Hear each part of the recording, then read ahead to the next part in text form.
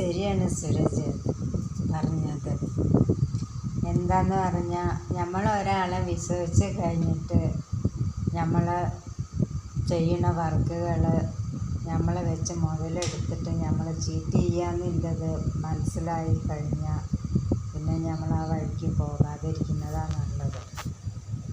കാരണം ഞാൻ ഇത്രയും കാലങ്ങൾ ഞാൻ വീഡിയോ ഇട്ടിട്ട് അതൊക്കെ വെറും ചീറ്റിങ്ങിലേക്കാണ് പോയതെന്ന് ഞാൻ എൻ്റെ മൊബൈലിൽ നിന്ന് ഞാൻ മനസ്സിലാക്കി. അതാണ് ദൈവം എപ്പോഴും പറയാറുണ്ടല്ലോ, എന്നെ ദൈവം ചതിച്ചിട്ടില്ല. മനുഷ്യനെ നമ്മളെ ചതിക്കാൻ പറ്റിയിട്ടുള്ളൂ, ദൈവം ഒരിക്കലും നമ്മളെ ചതിക്കില്ല. എന്താണെന്നറിയോ, ദൈവത്തിന് ചതിക്കാൻ അറിയില്ല. മനുഷ്യന്മാർ ചതിക്കണ മാതിരി ദൈവത്തിന് ഒരിക്കലും ചതിക്കാൻ പറ്റില്ല. അതുപോലെ തന്നെയാണ് സൂരജ് നമ്മളെ അച്ഛനും അമ്മയും. അമ്മയ്ക്ക് ഒട്ടും പറ്റില്ല, അമ്മ ഒട്ടും നമ്മളെ ചതിക്കില്ല. നമ്മളപ്പോൾ ഞാൻ എന്നും എൻ്റെ മനസ്സിൽ ഒരു ദൈവത്തിനെ ഞാൻ കുടിയിരുത്തിയിട്ടുണ്ട്. ആ ദൈവം എന്നെ ചതിക്കില്ല എന്ന് എനിക്ക് നല്ല ബോധ്യമുണ്ട്.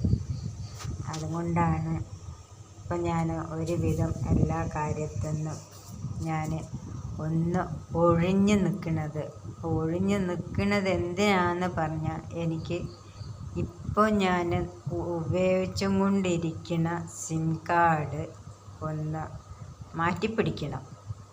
അത് മാറ്റിപ്പിടിച്ച് കഴിഞ്ഞാൽ ഞാൻ വീഡിയോസ് ഇടണം വെച്ചിട്ടാണ്.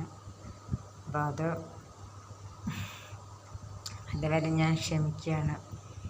കാരണം അറിയില്ല, എല്ലാം ദൈവം മുകളിലിരുന്ന് കാണും. നമ്മളെ ചതിച്ചവരെ ചതിക്കാൻ ദൈവം തന്നെ മതി, നമ്മൾ വേണ്ട. നമ്മളെ മനസ്സ് മാത്രം മതി നമ്മളെ അടുത്ത്. ദൈവം മുകളിലുണ്ടെങ്കിൽ അദ്ദേഹം കാണും എത്ര പേര് എത്രത്തോളം ചതിച്ചിട്ടുണ്ട്, അവരുടെയൊക്കെ ശാപം ഞാൻ എത്രത്തോളം വാങ്ങി വെച്ചിട്ടുണ്ടെന്ന് അവിടെ മുകളിൽ ഭഗവാന് വലിയൊരു കണക്ക് ബുക്കിൽ എഴുതി വെച്ചിട്ടുണ്ടാവും. ആ കണക്ക് ബുക്ക് നമുക്ക് കൂടി അറിയില്ല, അത്രയും വലിയ കണക്കായിരിക്കും. അപ്പോൾ ആ കണക്ക് നമുക്ക് കൂടി തീർക്കാൻ പറ്റില്ല. അത് ദൈവത്തിന് മാത്രമേ ചതിക്കാൻ പറ്റുള്ളൂ. പക്ഷെ ഒരു കാര്യം ഞാൻ പറയാം സൂരജ്, എന്തെന്നറിയോ, ആര് ചതിച്ചാലും നമ്മളെ ദൈവം ചതിക്കില്ല. അവിടെയാണ് നമ്മൾ മനസ്സിലാക്കേണ്ടത്.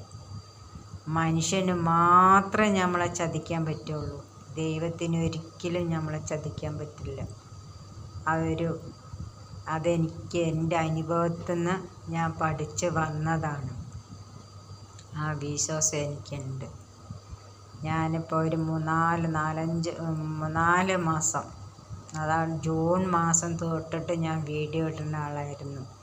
ഇപ്പം ഞാൻ കുറച്ച് എൻ്റെ വീഡിയോകൾക്കൊന്നും റെക്കമെൻഡ് ഇല്ല എന്നറിഞ്ഞപ്പോൾ കോളേഴ്സ് ഇഷ്ടംപോലെ കിട്ടുന്നുണ്ട്.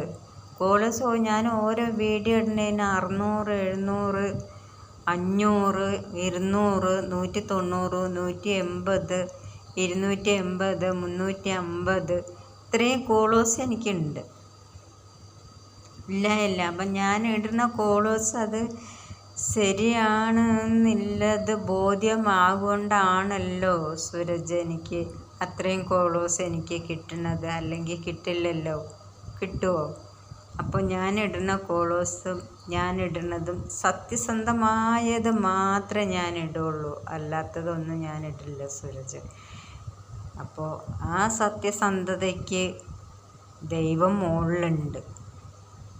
അയാളെ കണക്ക് പുസ്തകത്തിൽ മായ്ക്കാൻ ഒരിക്കലും പറ്റില്ല. പക്ഷേ അയാൾ ഉദ്ദേശിച്ച് കഴിഞ്ഞ് നമ്മളെ ചതിക്കുന്ന ആളെ ഒരു നിമിഷം നേരം കൊണ്ട് ഒന്നുമില്ലാതാക്കി തീർക്കാൻ അദ്ദേഹത്തിന് കഴിയും. ഞാനത് മാത്രമേ വിചാരിക്കുന്നുള്ളൂ. എൻ്റെ മനസ്സിലെ പ്രാർത്ഥനയും അത് മാത്രമേ ഉള്ളൂ. കാരണം നമ്മൾ ഓരോരോ വീഡിയോകൾ ചെയ്യുമ്പോൾ നമുക്കതിൽ നിന്നൊരു 10 രൂപ കിട്ടും എന്നുള്ള ഉദ്ദേശത്തോടെയാണ് നമ്മൾ ഈ വീഡിയോ ചെയ്യുന്നത്. അത് നഷ്ടപ്പെട്ടു പോകുമ്പോൾ നമുക്കത് ഭയങ്കര സങ്കടം തന്നെയാണ്.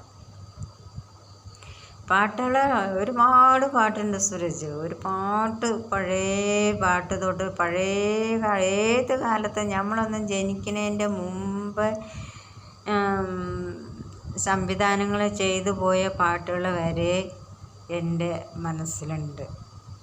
പക്ഷെ ഞാനത് ഇടാത്തതിൻ്റെ കാരണം എന്നെ ചതിച്ചതും കൊണ്ടാണ്. അപ്പോൾ അത് ഏറ്റെടുത്തിട്ട് നമ്മളെ കൂടെ അവരെ കൂടെ ഒരു പങ്കാളിയായി ചേർത്തിട്ട് അതിന്ന് കിട്ടുന്ന ഒരു തുച്ഛമായ 10 രൂപ ആണെങ്കിൽ 10 രൂപ മതി. ഞാൻ അതിൽ കോടികളൊന്നും ചോദിക്കുന്നില്ല. 10 രൂപയെ കിട്ടുന്നുള്ളൂ വെച്ചാൽ 10 രൂപ മതി നമുക്ക്. എന്നാലും എന്തെങ്കിലും ഒരു സാധനം നമുക്ക് വാങ്ങാൻ പറ്റുള്ളൂ. അപ്പോൾ എന്നെ അങ്ങനെ ചതിച്ചത് കൊണ്ടാണ് എൻ്റെ മനസ്സാകെ തകർന്നു പോയത്. അപ്പോൾ ഞാൻ വീഡിയോ ഇടും സൂരജ്, വീഡിയോ ഇടും. ഞാൻ ഈ നമ്പർ ഒന്ന് മാറണ വരെ ഞാൻ ക്ഷമിച്ചിരിക്കുകയാണ്. നമ്പർ മാറിക്കഴിഞ്ഞ് ഞാൻ വീഡിയോ ഇടും.